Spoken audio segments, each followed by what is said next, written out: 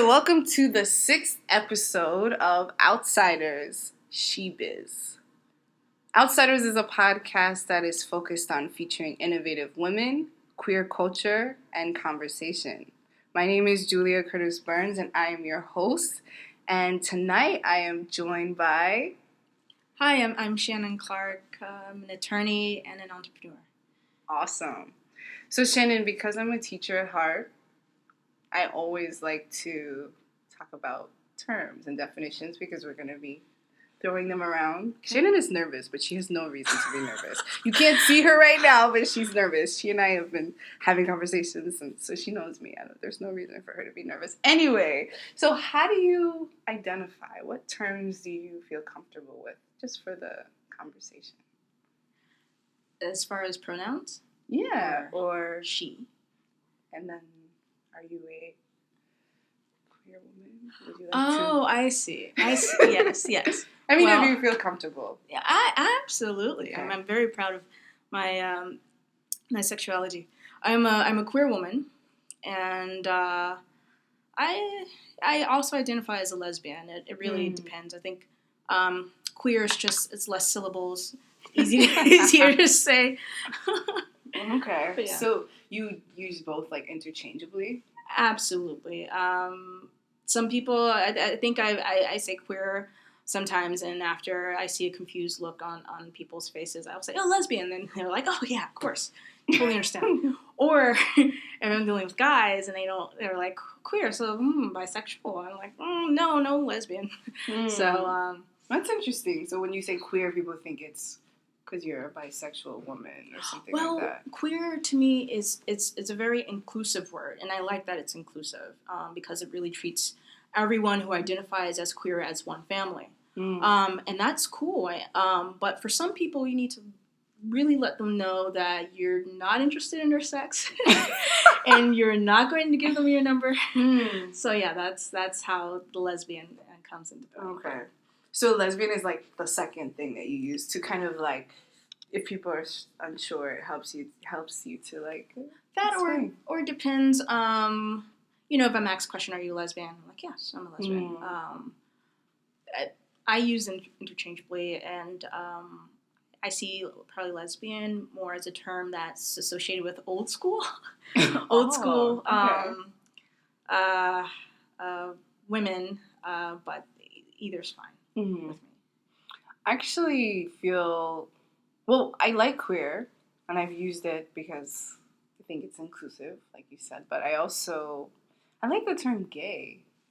Gay for women? Yeah, even though I know that it's typically associated with men, I like the term gay because I feel like anywhere I go, all over the world, if I say I'm gay, it's something that's recognized. I don't know. I mean, I think it's a term that is more understood.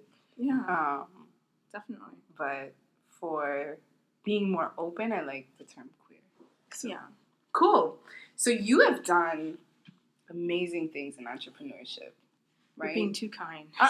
Come on. And so part of this podcast is really sharing stories of successes and things that you've learned along the way, because all of it is very valuable to share. So can you tell us a little bit about your ventures in entrepreneurship? Sure. Currently I operate a law practice, an immigration and business law practice that works mostly with startups and creative professionals. I also end up doing some family immigration matters. And on the pro bono docket I have, it's all kind of family-based immigration. Wait. Pro bono docket. So can you just explain if anybody doesn't understand Sure. all those terms, just so that we all are on the same page? Sure. So pro bono means offering your legal services for free. And I do that solely for immigration clients, oftentimes people that don't speak English well. If they have a job, they may not be getting paid minimum wage. So I definitely try when I can to dedicate my time to those cases, and if I don't have time, I refer to clinics that can take on those cases, those type cases. And why was it important to you to practice immigration law? My grandmother immigrated to the U.S. with my mother and two of my aunts in the 50s. Mm-hmm. And from where? Oh, sorry, from the Bahamas Islands, from Nassau, Bahamas. And to me, it has made living in this country all the more meaningful to know that my grandmother came over here and she worked as a maid and a caretaker for a middle-class white family. And that my mother, who's no longer here on this earth, but that she worked as a computer programmer. And for me to be an attorney, it's so meaningful to kind of see that dream realized and to understand possibly why my grandmother decided to migrate from the Bahamas to the U.S. And I imagine, I never got to meet her, but I imagine it's for the American dream, and to create a better life for her children and her prodigy. So, yeah, immigration was definitely a heartfelt move. It was also a smart business move, having a practice that can kind of bring in those clients and bring in that type of revenue consistently. So, yeah. It's really important work that you're doing.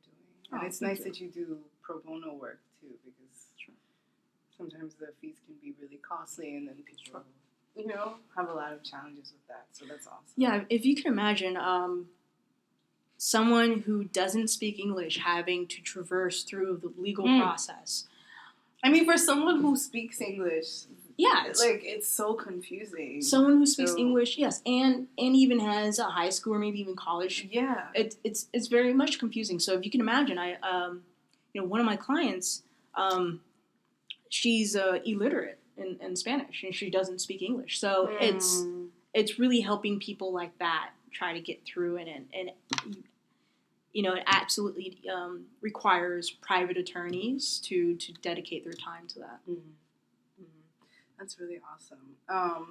So in addition to that, right, so you started your practice, you have your own firm, but you also have had other businesses in the past, Sure. Could you tell us about those? Sure. So I would say my business, my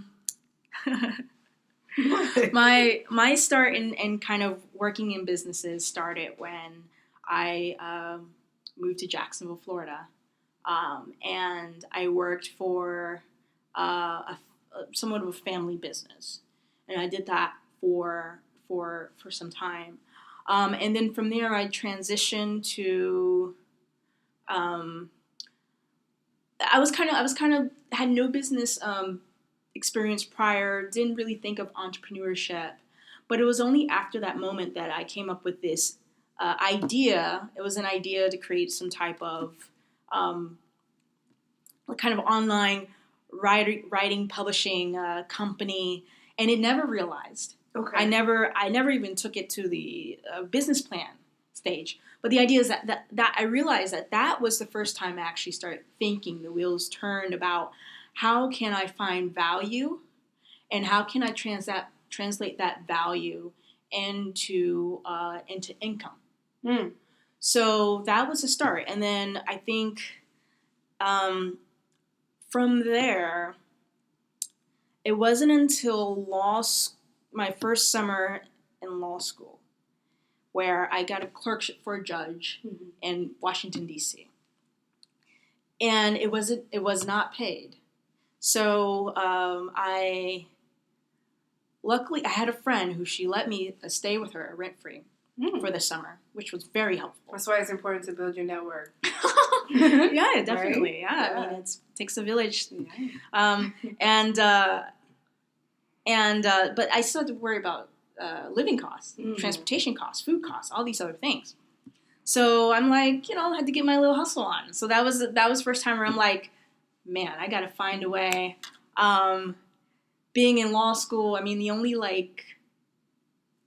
skill I had in my hands was hosting. So I hosted before. So I went and I got a hosting job in the area. And then that, of course, isn't a lot of money. And so to supplement that, I created this. I said, I'm going to put an ad on Craigslist about teaching English and helping with pronunciations and stuff like that. And I also said, I can review. If someone has a resume, I'm happy to review resumes. I'm like, well, let me assess my skills and see how that can add value to someone else. And so I said, well, I read and I write. I do that well. And at that time, I thought I had a strong command of English and I could teach someone. You do. Well, I mean, definitely. I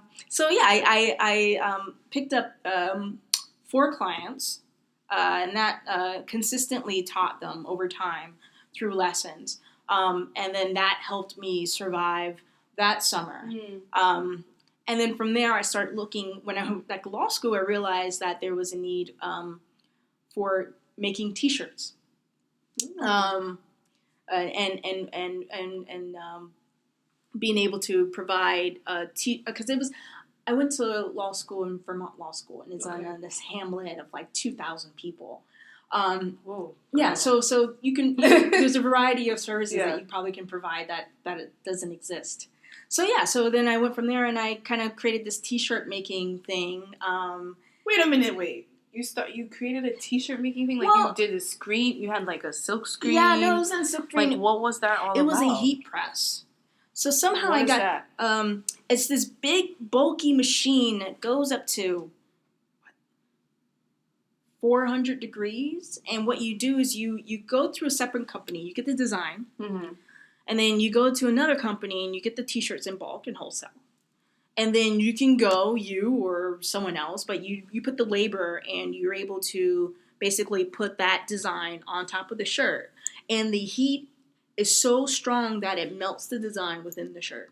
And it's just the way you see shirts. It melts the design within the shirt. In the fabric of the shirt. So that it's deeply in there. Mm-hmm. You can wash it 100 times and it won't fade at all. And that's how shirts are normally made? I don't know. Yeah, so there are a variety of ways of making shirts. But one way that you see that is from many of the shirts that you buy in retail stores is by using heat to affix the design onto the shirt. Mm-hmm.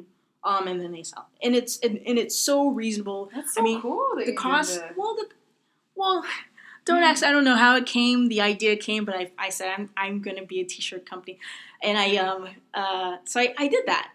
And talk about learning from failures. So I went. Well, that went good. I got the first contract with one club. And that was good. And I did another one, and that is where there was an error, and I had read wrong. I read wrong the email for the something in the font. So anyway, I basically messed up the order. Oh, no. After you did all of the shirts already. Yeah, I did all the shirts. I messed up the order. And let's see, how did that go down? Mm-hmm. And then they still used it. They used some of it, and they wanted a refund. I'm like, oh yeah, I'll give you a refund, but give me back the unused thing. I just didn't want. But in hindsight, I just would have given back. I would let them, Yeah. You learn. I learned that you definitely, you're very liberal with customers, and that has helped me tremendously in my business experience after that. So yeah, that was that, and then what was the name of your T-shirt company? Was it Shannon's Press? Wordsmith. Oh, Wordsmith. Nice. I envisioned at the time. That I wanted to have variety of different words and fonts and phrases and stuff like that, and yeah, it was a fun idea. And then life changes, and I took a lot of what I learned from that experience, particularly when it came to how much do you cost for manufacturing, How much, basically, from the product, from the concept to the end product, actually delivering it, the product to the client. How much is that, and making sure that it makes an important amount, and making sure even though you get a profit. I mean, if you even if you get a profit of a couple grand, but you worked 100 hours on it, it's just you have to really make sure that every aspect of manufacturing the product is accounted for, and that by the end of the day you're not making yourself work hard for very little. So that's a very common thing for entrepreneurs. You work yourself to the bone, and then your profit is very little, right, if any, sometimes with some projects. Right. And so it is smart to be mindful of the full process. Sometimes we don't account for everything that we're going to need, and then it's like, oh wait, I forgot about that price, or that fee, and then you're right. And I think the start to even understanding that is to be very detailed in tracking the numbers. So I think at first I had an idea. I'm like, well, I'm only spending this amount, and I'm definitely getting a profit from the sale of the shirt. I was looking at the profit margins, but I wasn't factoring in how much of that time I was putting in, or even if I were to hire someone else, how much profit I can make off of that employment. Yeah, right. So it was just you for the whole business. So yeah, it was me, and then I realized that it could grow to scale, but it wasn't something I was passionate about. Mm-hmm. What I loved about it is that I was creating value. I love creating value, and I was providing a value and a service for someone else. And that's what I love, but that can translate into so many different businesses, particularly businesses I am much more passionate about than T-shirts. No offense to people that make T-shirts for a living. I'm sure because I love T-shirts. Yeah, T-shirts are awesome. Wonderful. Yeah. What does it mean to you to create value? Like, what does that look like from a business perspective for your customer and for you? Creating value means that someone interacting with you, particularly if we're doing a business transaction, that they walk away with much more than what they give you in dollar amount. That's deep. Yeah, and I think that should be the driving force of every business and every relationship, is giving something more value than what they give you. And it's usually a reciprocal process. They give you more value than what you give them. So I like that idea. So to me, that's one aspect of creating or creating a value for someone. Another thing too is also finding needs of being able to give someone a thing or a service that is meaningful to them. That's, to me, that's a very important thing. That moves my heart. So that's really powerful. And that's, I think, when I was thinking about creating Initiative Space, there was a need for it. Yeah, I really exactly. felt that women needed a space because there weren't that many. And doesn't it? So here's a great example, right? You create Initiative Space. It adds so much value for them, right? But it also adds a tremendous value for you to see women coming and utilizing that. It's awesome. that space and that concept and that organization. So yeah, I mean, you see, it's powerful. This is how it is, and we and even with a model like a business model like yours or another type of service type company, even the $20 or $30 you pay per month is nothing compared to the value you receive from it. So that's, to me, that's you make. Right. That's what business is about. That's what drives this economy. And then that's what I hope to fulfill in people that work with me, making sure they leave feeling that they got a bang for their buck. That's awesome. So have you had a mentor along the way, someone that has helped? Because, I mean, you're very bold in the sense that when I was in college or even in grad school, I wasn't thinking that way. I wasn't an entrepreneurial. Though I had a dad who has always had that spirit, I just didn't think of myself that way. Now it makes sense to me because of the way my brain works. But I kind of wish that along the way I had a mentor that was like, hey, Julia, like maybe you should look into X, Y, and Z. But it seems like you did that on your own as a result of life or because of life. But did you have other people helping you or guiding you or giving you advice? No.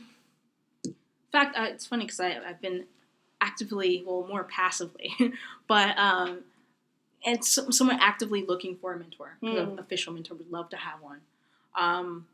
But no, I would say probably books have been as close to a mentor to me. Reading about how other people did it, reading about how other people use their circumstances to benefit them and to propel them what trajectory they want to go into. So, yeah. What is your favorite book? I mean, I know that's tough. Yeah. Okay, fine. What are 3 books that you think every entrepreneur should read? Oh, man. Okay. Every entrepreneur And should she read. has this notebook that she just pulled out. It's called the Book of Success. Right? That's what you call it? Yeah, this is called the Could you tell us why you call it that and when you started using this book? Thanks. I started using this book. I call it the Book of Success because it literally is filled with notes of, to me, various concepts and thoughts that are propelling me in the direction I'm going, and that will definitely be conducive to my success. It's been conducive to my current success and my continued success. So is this the same book you've been carrying over years, or is No. this like something you write every day? You have a ritual? No. How does it work? So, sure. This is a fairly new concept that I thought of. And it's probably 4 months old. And I have a variety of things. So at the very beginning, I have a list of words here that I either use infrequently or don't know the meaning of. And so every time I hear something, if I'm listening to like the Wall Street Journal podcast or I'm reading a book and I see something, I'm like, what exactly does this mean? Or a word that you thought you knew, but then you realize you don't really, or you don't really have the nuanced understanding of the word. So yeah, write it down, and this is going to get filled up, more. Oh, so it's like in sections. It's in sections. Oh, okay. So yeah, one is a bunch of words that I want to increase my vocabulary. That's good. So you write out the word and the definition, and then you look over it whenever. Right. It's like your reference. Yeah, if I ever feel bored and don't have anything to do, I'm like, okay, let me go read some books. And then I do have some to-do lists, or I would say a have-to list. I got this from a book where they're like, have to. Yeah, instead of like to do, you put things that you have to do, and things that you just have to get around to. I think I got that from the 7 Habits of Highly Successful, Highly Effective People or something. 7 Habits of Highly Effective. Very good book. That's one book. Number 1. The 7 Habits of Highly Effective People. Okay. That is one book. And then I also have business ideas on here, or towards the back is the section for business ideas. No, actually, here's more business ideas. But back here, I have a couple things. I have a mastermind group and my council. So my council is like, and I got this from the book by I'm a Napoleon Hill. I believe it was Napoleon Hill. Napoleon Hill? Yeah, he's this like writer from the 1930s or so. And he talked about having people he has on his council, his imaginary council of like people that may be dead, but you kind of encapsulate a character of them, and then that character becomes kind of like your Jiminy Cricket. So, for instance, on my council, I have Andrew Carnegie, Abraham Lincoln, Benjamin Franklin, Frederick Douglass, Madam C.J. Walker, Harriet Tubman. Love that. And these are based on I read about all their lives. And they've just been so inspiring. And each of them bring to me a set of fresh ideas, a set of character. Abraham Lincoln was known for treating people as equals. For these, I think a couple accounts. One from Andrew Carnegie saying that Andrew Carnegie was at that time a telegraph operator for Lincoln during the war, and he made a comment about how in Andrew Carnegie's autobiography, he made a comment about how Abraham Lincoln treated him with the same level of respect as he did his top general. And so I think that's so important. A lot of times that doesn't happen in business or in various other situations. So anyway, that, and then your message. Wait. So you have a date next to each person's name. So why do you have that? Sure, that's based on after I read their books, I wrote down when I decided to make them my part of my counsel. Got it. So does it remind you of that space that you were in, that date? Does it? It does. It's just it's just like whether it takes a month later or maybe 3 years later to add another person. It's not about the time. It's about it's just nice to know, when I was in a certain space. And surely as I evolve as a human being or as a business owner, I'll find other people who I don't find now to be instructive and part of this group. So these are people that maybe like sort of our ancestors, if you will, like, are people who've lived in the past are on your council. It's not people from your life now. No, the people from my life now, they're part of my mastermind group. Okay.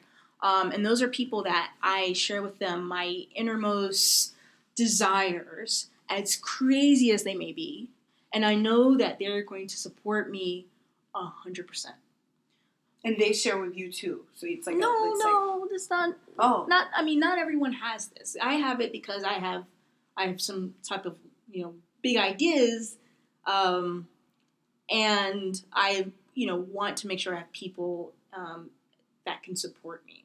But I don't tell everyone because you may tell everyone, and you may get some pushback from people not seeing the vision you see.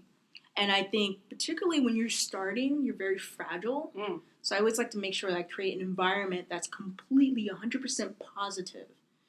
So that's what that's for. That is so important because as an entrepreneur, you're essentially, there are all these ideas that come from your mind. And sometimes you can only envision what that specific idea or project is.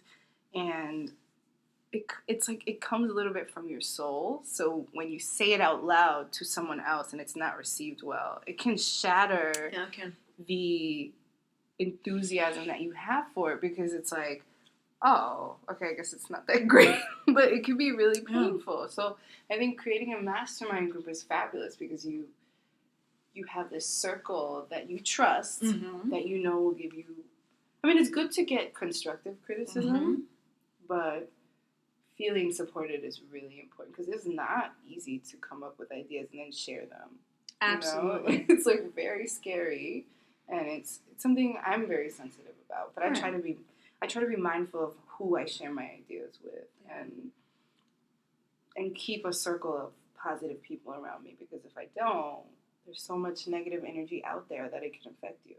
Precisely. Yeah. And negative energy just affects you, period. And so even more so in that fragile time, you don't need that in your life. And so this concept is based on Richard Kiyosaki.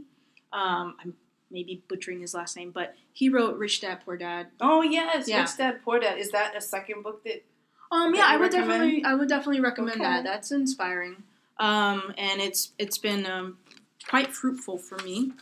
And then the last book, let's see. Well, the last book I would recommend is, and also in the book of success, I have a bunch of poems that I want to memorize. Just because. Wait, so is this a poem that you want to memorize? You wrote it out first? I've already memorized it. Yeah. So I The Bohemian. Yeah, by Paul Laurence Dunbar. Yes. It's a very meaningful poem to me. But let's see. Another one that is. Oh, you know what? I would say for business, right? Mm-hmm. Okay, for business. Or for life, Okay, for business, I would say think and grow rich. Think and grow rich. Yes. And who is the author of that? That is Dale. I think it's Dale. No, Napoleon Hill. I think that's Napoleon Hill. I may have mentioned. Okay. So Napoleon Hill has that, and he also has another one called 16 Laws of Success.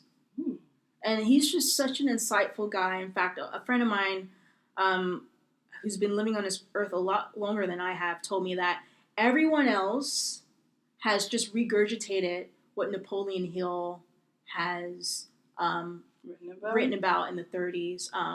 So he's a really good author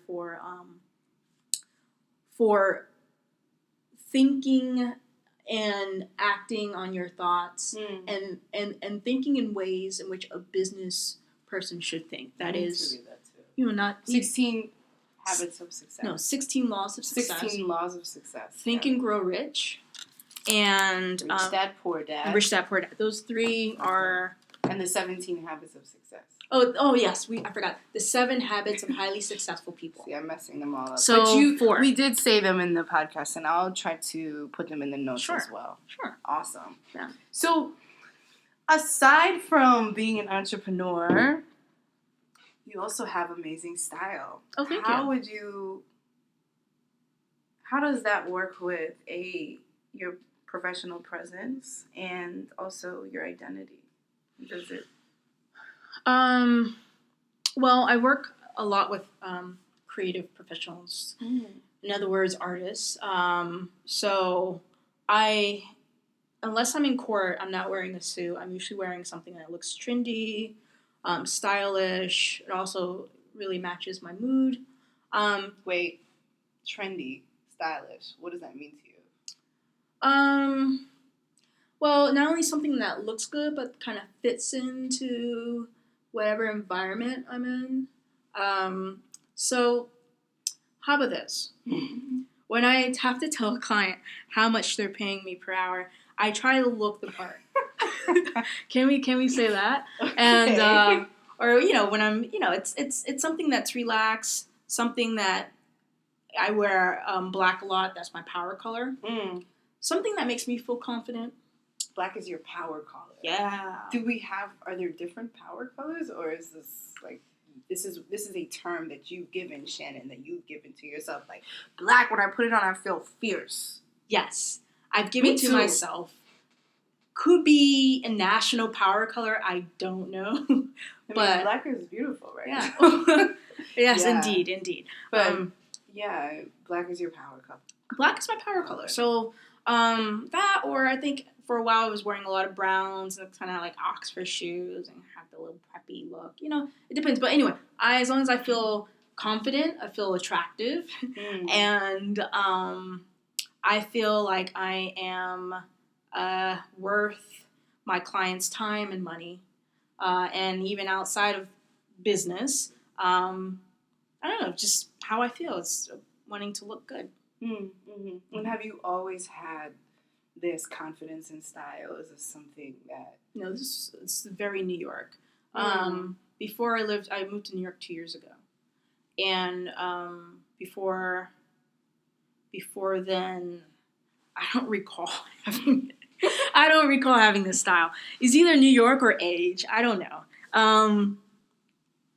So this is something that you've learned from being in New York, or that you've embraced? I embrace, particularly being in New York. New York, to me, what you wear is your billboard before you even open your mouth.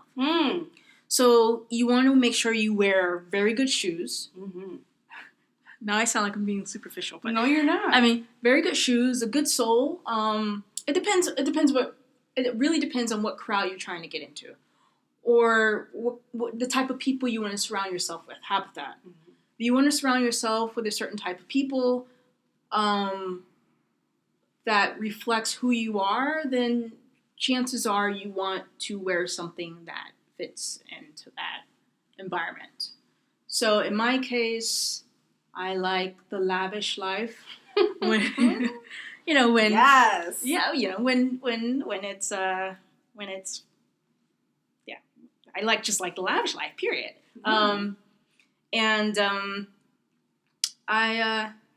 My style accentuates that, and it reflects that. So when you say lavish life, that means like you like a certain sort of group of people that you like to hang out. You like to go to certain bars. You like to. Not necessarily a group of people. I'm not at all a group of people. I want to hang out with. But it is about the environment. I'm not really a dive bar type person. I'm more of a nice lounge, a nice restaurant, a nice bar, or jazz. Yeah, just stuff. The niceties of life, Yeah. But speaking about the people you hang around, though, I am very sensitive to that. And I don't discriminate based on socioeconomic status, but I do discriminate based on thinking positivity. I will not have negative people in my sphere of friends or company. I will not tolerate that. I think that is very important, and that actually that requires a level of maturity to be able to do that. I've had to cut people out of my life.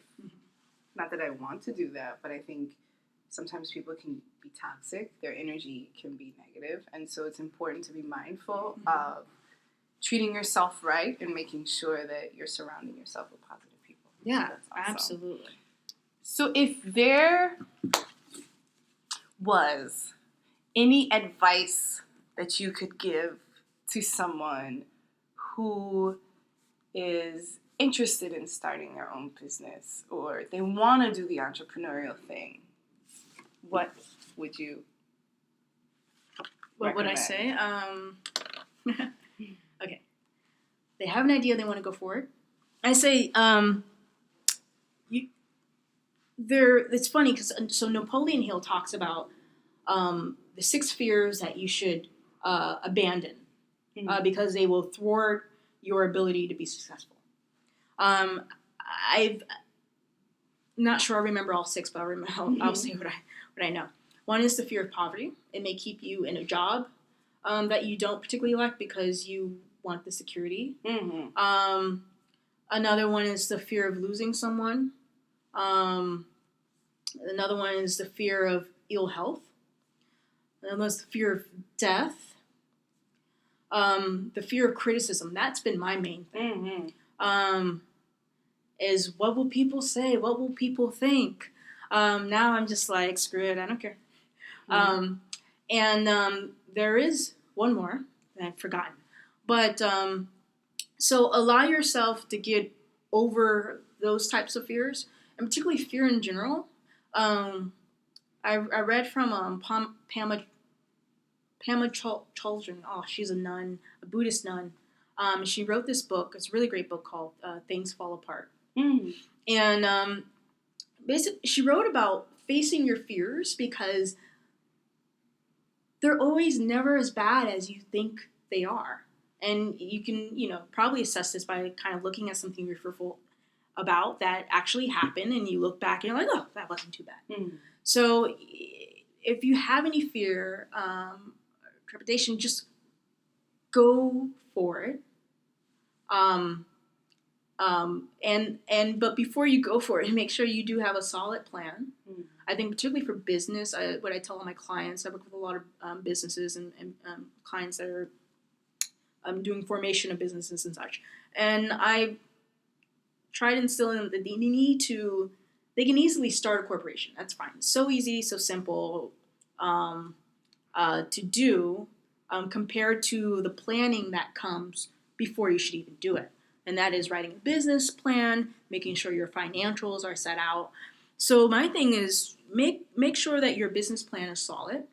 There are several resources, particularly in New York. You can go to New York Public Library has a business plan competition every year. That's a really great way. And also their business library has a plethora of resources. So I would just say those 2. Oh, no, 3. I have a third one. But the first one, take the risks. The second one, have a plan. And the third one is to just be benevolent. be kind in everything you do, and to do more work and produce more value than what you're paid for. You do that and you will be a successful person. You find the value, you're good to your customers, you do more than what you're paid to do, no doubt you will be successful. Those are awesome. Thank you. Yeah, no problem. So I consider you an innovator, and that's one of the reasons I wanted to interview you and talk to you tonight. What does being an innovator or being innovative mean to you? Creating? Creating is funny. I just been reading this book recently. It talked about creating versus competing. And that if you focus on creating, just an abundance will come to you. But yeah, being an innovator means creating, and not necessarily stuff that's new, but your version of it. Yeah. So being an innovator also means finding value, because you're not going to create something that nobody needs. So and I don't even think that's possible in the sense of, everything that's created, it's because there's a need to it. You get what I'm saying? So it's finding value in creating. I like that. And so in terms of creating, I know that you recently created your own real estate company. Can you tell us a little bit about that? Sure. I would say probably, well, it's starting now. I'm in the planning process, and I'm going to open up a real estate brokerage. The first office will be based in Harlem. And I was looking at how can if I provide the same level of service as other brokerages, right? How can I differentiate myself from them, and also how can I create a business that's in line with who I am? And who I am is someone I consider myself a humanist. I love humanity. I'm very intrigued by humanity. I love hearing people's narratives, and I love supporting humanity whenever I can. And the overall wealth of people. So with that said, I decided that for every closed transaction, I'm going to give a donation to a local nonprofit in Harlem, or a local nonprofit wherever the real estate office will be located. So seeing that as a way that here's real estate that has billions of dollars in revenue, worldwide trillions of dollars in revenue. And if we can just take a slice of that money and give it to organizations that don't fare well within our capitalist system, then I think that is a really great way of being a human. It's a great way of living. So that's what I want to do, is not only to create value in the lives of the agents who would work for me or work for the real estate brokerage, but also creating value to the clients we service, who are either looking to rent, sell, or lease space, and then helping the community, because that's another thing. It's with the brokerage, it's making sure that there maintains a sense of community and a sense of connectedness. And I think particularly that's why people love Harlem, is because it's not like living in Wall Street or financial district where there's no bodegas, there's no sense of community. Love it. Yeah, there's no one you see every day that you say, "Hey Sam, how's your life?" But when you're living in a place like Harlem, there is that sense of community. And I think, as much changes as it's going through, if we can find a way to make people even more connected to the organizations, the nonprofits in that community, then I would love to see that. I would love to see that too, because my concern with real estate is always who has access to it, who has access to a neighborhood changing. So I think it's very valuable and mindful of you to want to incorporate the community into the work that you're doing. Absolutely. Right? Because often what we see is gentrification happening, and then you know, your family who's grown up in Harlem for generations can no longer afford it. True. And the Harlem that we want to preserve it's not sustainable. So that's really important work that you're doing. That's awesome. Well, thank you. So before we close, is there a quote or she's looking at her book. Yeah. Is there a quote or is there a mantra or something that you live by or that helps? Because you're doing a lot of cool things that helps motivate you. Yes, there is. This quote is one of the quotes that help motivate me. It's by Thomas Edison, who says, "I am not discouraged by failure because each failure is a step to success." And I think that is absolutely great. The acumen I have now for what I'm doing would not have come if I didn't mess up with the t-shirt company thing or I hadn't, made stumbles upon my way to this point. So I think that's a really great quote to know. Yes. Someone told me recently, I don't know, or maybe I don't want to take someone's quote, but I heard recently the quote, "You either win or you learn." Yes. Right? Yes. So there's no real failure. True. It's about, wow, that was really successful, or I learned so much from that. And that's how I'm starting to understand my life. And so that's really powerful. Yeah. Well, thank you so much for this awesome conversation. It was beautiful to hear your story, and I appreciate you taking the time to tell us about it. Thank you. Thanks for providing this outlet for women of color and queer space people. It's wonderful. Oh, thank you. Take care of yourself, be you, and just be awesome. And we'll be back with an episode next week. Thank you for joining us. Bye. Bye.